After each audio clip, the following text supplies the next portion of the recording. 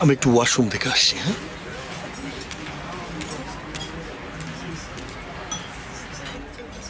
আরে বোকার মতো তুমি এটা কি করলে? তোমাকে এখন আমার মেরে ফেলতে ইচ্ছে করছে। আরে আবার শুরু হয়ে গেল ঝামেলা। উফ। সোফি প্লিজ চুপ করো, সবাই আমাদের দেখছে। ওরা কি তোমাকে চেনে? শোনো, ওই লোকটা যেন আর তোমাকে ফোন না করে, বুঝতে পেরেছো? ও শুধু আমার পুরনো বন্ধু সোফি। আমাকে বাধ্য করো না তোমাকে মেরে ফেলতে।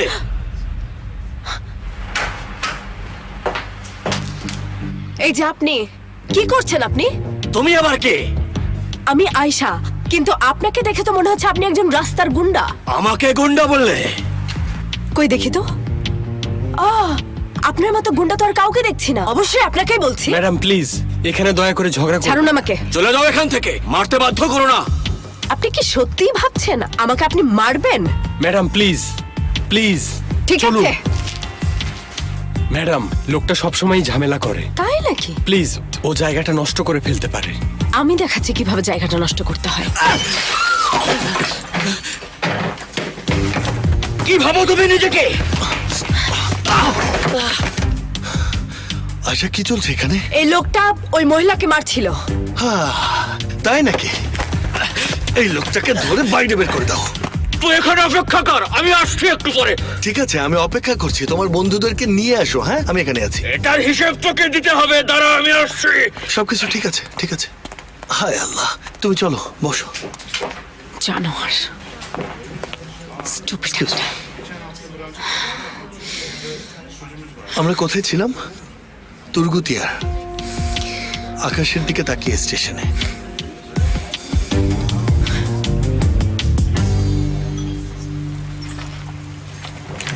এই নিন। ধন্যবাদ বুরাক, ধন্যবাদ।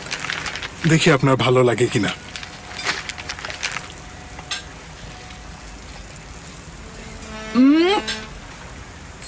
দারুণ মজার। মিস উমরান নিজের বিষয়ে বলতে চাই না। ইস্তাম্বুলে কোথায় কি খাবার পাওয়া যায় এটা আমার চেয়ে ভালো কেউ জানে না। ধরুন, আপনি তো ফিশ অ্যান্ড ব্রেড খেয়েই ফেললেন। তারপর ডোনার খেতে হলে যেতে হবে কাবাজিক, সাদা ভাত সিমের জন্য সুলেমানিয়ে, সুশি খেতে হলে কুরুচেশমে, আর যদি সুইট ব্রেড খেতে চান সুতলুজে যেতে হবে। আপনি কি কখনো চাক কাবাব খেয়েছেন? কেচ কাবাব? না, আমার মনে হয় না। দারুণ। আমি এখন মাংস কম খাই, কিন্তু আপনাকে আমি চাক কাবাব খাওয়াতে চাই। যাবেন আমার সাথে? ঠিক আছে তাহলে। অবশ্যই, কেন নয়? অবশ্যই, খুব ভালো। আপনি কি কখনো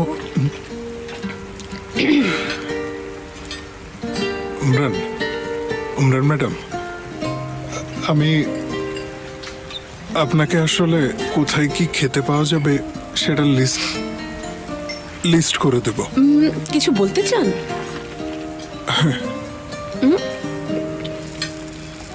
আসলে ম্যাডাম, অনুভূতির কথা। আপনার জন্য আমার যে অনুভূতি উমরান ম্যাডাম, আমি আসলে আপনাকে পছন্দ করি।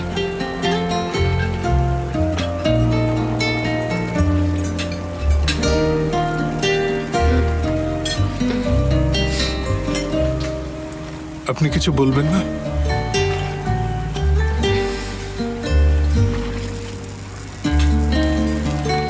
আচ্ছা, আমি আসলে আতিলা ইলহানের ভক্ত। মোস্তফা, দাঁড়াও, আমার মাথাটা খারাপ হয়ে গেছিল। আমি কিছুতে ওই লোকটার উপরে রাগ কমাতেই পারছি না। ওই লোকটা নিজেকে কিভাবে কে জানে। লোকটা কি ঝামেলাবাজ? আরে হ্যাঁ, মাফিয়া জগতের নাকি বড় মাপের লোক। ও কি বড় লোক নাকি? কত বড়? আমাদের চেয়েও বড় লোক নাকি? আমি কিভাবে জানবো মোস্তফা?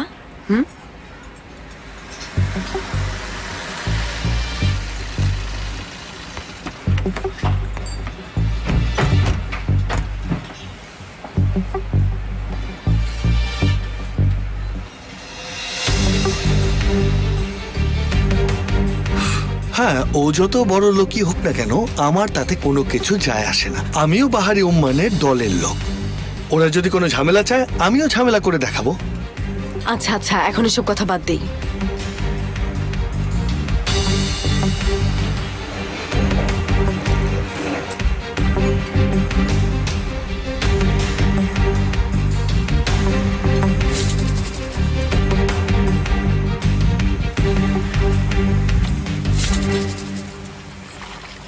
ঠিক আছে তাসকাফা সাহেব। হ্যাঁ বলুন উমরান।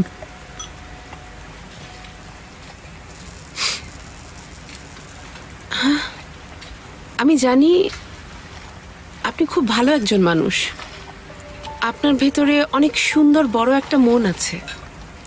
ওহ না, মনে হয় খারাপ খবর আছে। আর ঈসাও আপনাকে পছন্দ করে, সারাক্ষণই আপনার কথা বলে তাসকাফা সাহেব তাসকাফা সাহেব। প্লিজ এভাবে বলবেন না উমরান। কিন্তু এটাও সত্য, ঈসার ভালোবাসাটা আপনার প্রতি যথেষ্ট না। ইয়া আল্লাহ, ইয়া আল্লাহ। এটা আমার জন্য বেশ কঠিন যে আপনাকে, মানে আপনার প্রতিও আমার অনুভূতি রয়েছে। কি বললেন? আমি কি ঠিক শুনলাম? মানে আপনি কি আমার সম্পর্কে ভালো ভালো কিছু বললেন? হ্যাঁ, আমিও তাই মনে করি। আল্লাহ!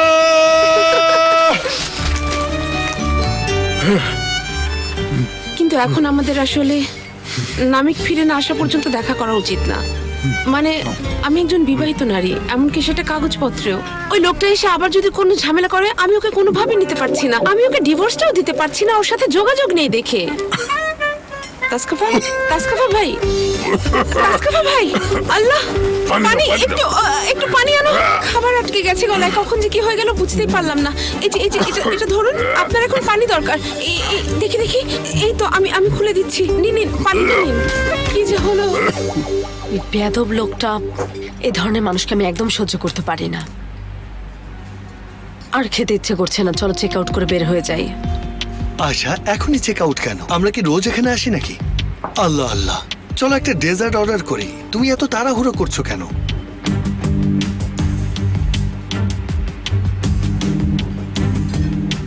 কি হলো, অর্ডার করব? তুমি বললেই করব। আর খেতে ইচ্ছে করছে না। তুমি এসব কি বলছো আয়শা? আমার সাথে ডেজার্ট খেতেও তুমি না বলছো?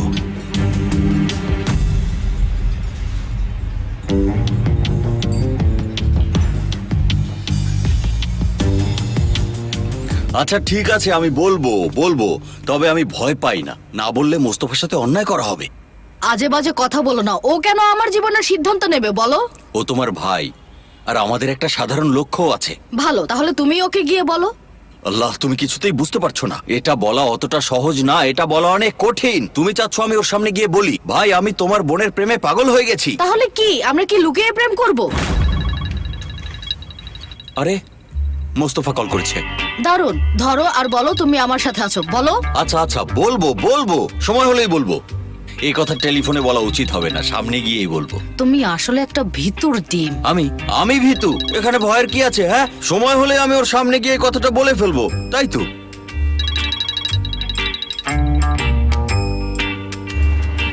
হায় আল্লাহ, আজকে এইভাবে ফাঁসতে হলো। কি?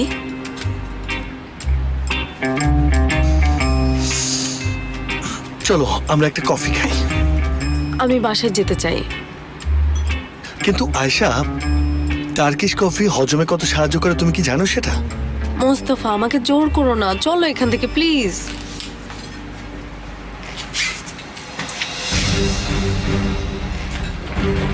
প্লিজ।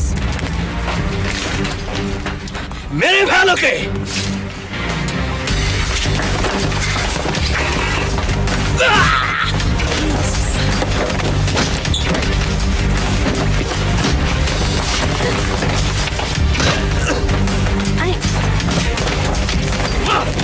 মোস্তফা, ঠিক আছো?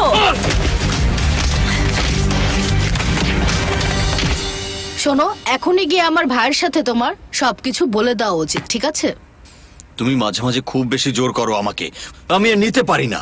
বুঝতে পারো না, আমি এমন একজনের সাথে থাকতে চাই না যে নিজের ভালোবাসার কথা বলতে পারে না। একটা কথা বলি, তুমি কি আমাকে বিশ্বাস করো না? একদম না। আমার ভালোবাসা নিয়ে তোমার মনে সন্দেহ আছে? হ্যাঁ আছে, অবশ্যই। তুমি এখন পর্যন্ত তোমার সাহসের পরীক্ষায় পাশ করতে পারোনি। আল্লাহ, দেখো আমি বাইরে যে কোনো মানুষকে কিন্তু গুলি করতে পারি, কিন্তু এই ব্যাপারটা অনেক আলাদা। এটা খুব সেনসিটিভ ব্যাপার, তুমি বুঝতে পারছো না কেন? চুপ, তুমি আর একটা কথা বলবে না, এখনই বের হয়ে যাও। যাও। রিহা, আমি কিন্তু এবার রেগে যাচ্ছি সত্যি। কি করবে তাহলে? মারবে আমাকে? কখনোই না। কি বলছো তুমি? ছি, আমি কোনো মেয়ের গায়ে কখনো হাত তুলতে পারি না। এভাবে বলো না প্লিজ। তুমি এসব কথা বলছো কেন? যাও, ঠিক আছে চলে যাচ্ছি। তুমি একটা পাগল, সব সময় পাগলামি। পাগলই আমাকে পাগল বলছে। আমি পাগল? তুমি একটা পাগল, বদ্ধ পাগল। ওরে মা! ও মাথায় লাগলো নাকি?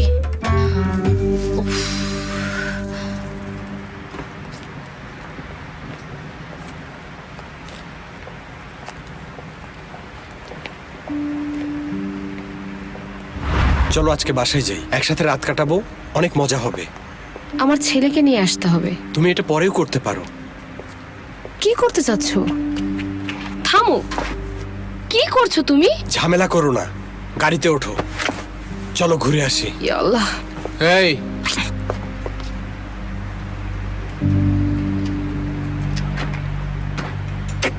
কি হচ্ছে? তাতে তোমার কি? এক্সকিউজ মি, একটু দাঁড়াও।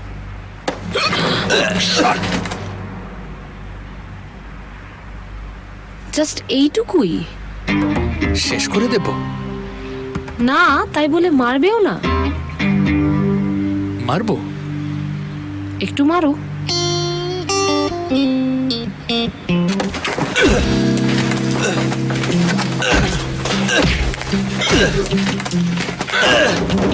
শখ কত ট্যানিং বুঝতে চায়। এবার ঠিক আছে তো? মোটামুটি।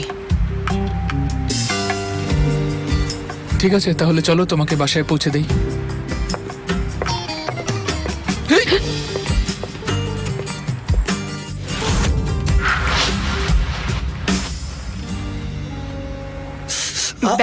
ব্যথা করছে? আয়শা আস্তে, ব্যথা দিও না। Please 1 minute. আয়শা, আমি কিন্তু তোমাকে 3টা দেখছি।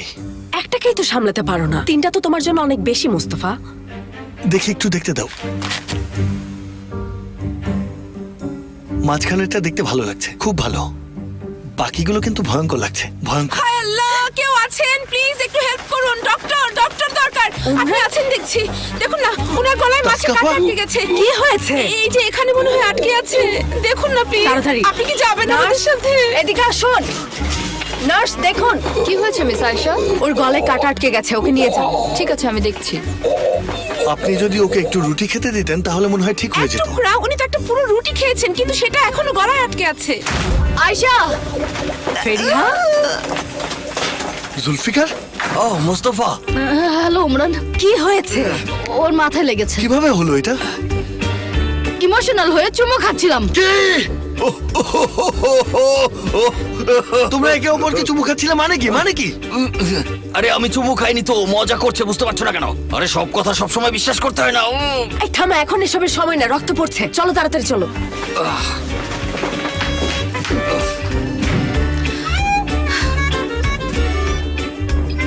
ওই লোকটাকে তুমি চুমু খেতে পারো না ফেরিহা, কখনোই তুমি ওই লোকটাকে চুমু খেতে পারো না। তুমি ওই লোকটাকে কোনোভাবেই চুমু খেতে পারো না ফেরিহা।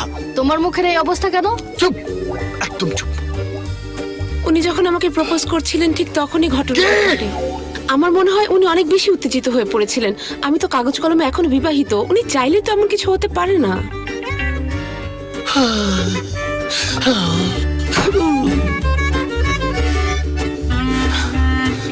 একটা কথা জিজ্ঞেস করি,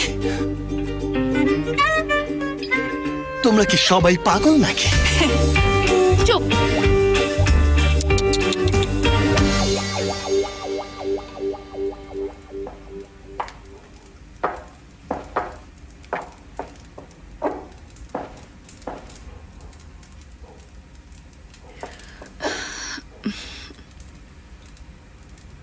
গতকাল দাওয়াতের পর আজকে কত শান্ত লাগছে।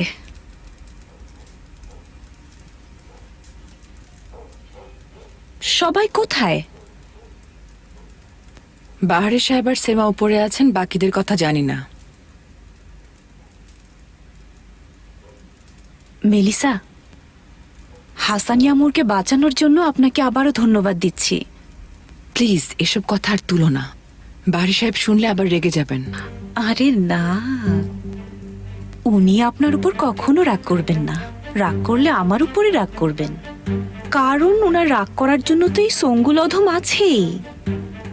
তুমি তো সেটা ডিজার্ভ করো না। হ্যাঁ, অবশ্যই করি না, আমার মতো ভালো পুত্রবধূ পাবেন না। দেখুন আমি কত সুন্দর একটা নাতি ওনাকে দিয়েছি। সঙ্গল, তোমাকে আমি একদমই বিশ্বাস করতে পারছি না।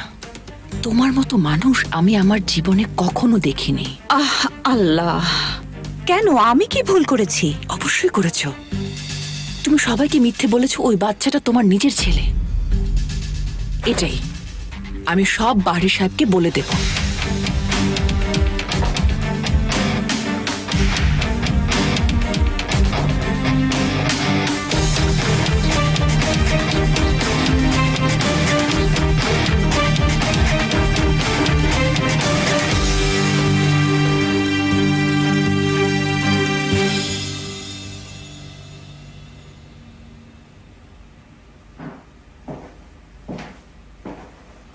তাসকাফা কেমন আছেন এখন? এখন আমি ঠিক হয়ে গেছি। আমার খুব চিন্তা হচ্ছিল। আরে এটা কিছুই না, এর আগেও এরকম হয়েছে। ফেরিহা, আর কেউ যদি আমার দিকে এভাবে তাকাও, আমি কিন্তু নিজের নাক কেটে ফেলবো। আর আমি তোমার ওই মাথাটা কেটে ফেলবো, জানো তো? তুমি এটা পারো না, করতে পারো না। ফেরিহা চুপ করো, আমাকে রাগিও না। তুমি কিভাবে একটা মাফিয়ার সাথে থাকতে পারো? দেখো ভাই, মন ভেঙে দিচ্ছ। এখন কেমন আছো? আমার মাথাটা ফেটে গেছে। শুধু ফাটেনি, 2 টুকরো হয়ে গিয়েছিল, স্ট্যাপলার দিয়ে জোড়া লাগিয়েছি। একটু বেশি বলছো। সুস্থ হয়ে ওঠো জুলফিকার, দোয়া করে দিলাম। একটু কথা বলতে পারি তোমার সাথে? না, তুমি পারো না। ফেরিহা তুমি সরে দাঁড়াও। ওরা কি করবে সেটা তুমি বলছো কেন? জুলফিকার, তোমরা কি ডেট করছো?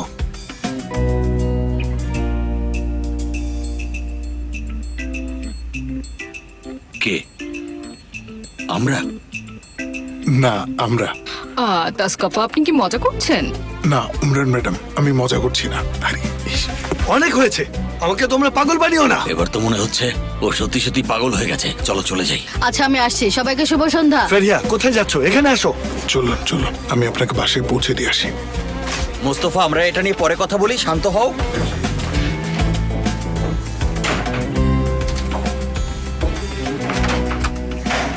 আচ্ছা তোমার কি কোনো লজ্জা লাগে না? তোমার এত বড় একটা বোনের জীবনে তুমি যে নাক গলাচ্ছ, তোমার কি আর কোনো কাজ নেই? ও আমার ছোট বোন, ওর খেয়াল রাখা আমার দায়িত্ব। রাখো তোমার দায়িত্ব।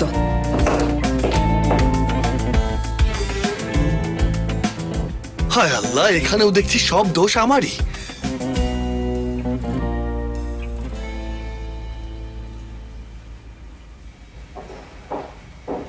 মেলিসা, আপনি একটু আগে কি বলতে চাইলেন ঠিক বুঝতে পারলাম না। অযথা সময় নষ্ট করো না, আমি সত্যিটা জানি। কোন সত্যি? আমি কিছুই বুঝতে পারছি না। ঠিক আছে, মিথ্যা বলেছি, কিন্তু কেন বলেছি সেটা জানতে চাইবেন না মিস মেলিসা? এমন মিথ্যার কোনো কারণ থাকতে পারে না সঙ্গুল। আছে, সত্যি আছে। আমি করতে বাধ্য হয়েছি। ওর সন্তান ধারণের ক্ষমতা নেই। আমি তোমার এসব কথা একদম শুনতে চাই না। এটা তুমি বাহারি সাহেবকে বোঝাবে। দয়া করে এমনটা করবেন না প্লিজ। বাবা যদি এটা শোনে আমাদের বাড়ি থেকে বের করে দেবে। সঙ্গুল, তুমি সেটারই প্রাপ্য। আমার প্রাপ্য হতে পারে, কিন্তু এই মাসুম বাচ্চাটার কি হবে? প্লিজ ওর উপরে একটু দয়া করুন। দেখুন না কত নিষ্পাপ মেলিসা। হাসানকে একটু দেখুন। আমরা যদি এখন রাস্তায় গিয়ে দাঁড়াই মেলিসা, আমি ওকে কিভাবে একা একা মানুষ করব? আপনি বলে দিন না মিস মেলিসা। সঙ্গুল, বাহারি সাহেবের সত্যিটা জানা উচিত। শুনুন মেলিসা, প্লিজ আমাকে একটু সময় দিন। অন্তত উনি যেন আমার কাছ থেকে সত্যিটা শুনতে পারেন, প্লিজ। ঠিক আছে, 1 সপ্তাহ। তোমাকে 1 সপ্তাহ সময় দিচ্ছি। এর মধ্যে বলবে, না হলে আমি সব বলে দেব। ঠিক আছে, একদম চিন্তা করবেন না, তাই হবে।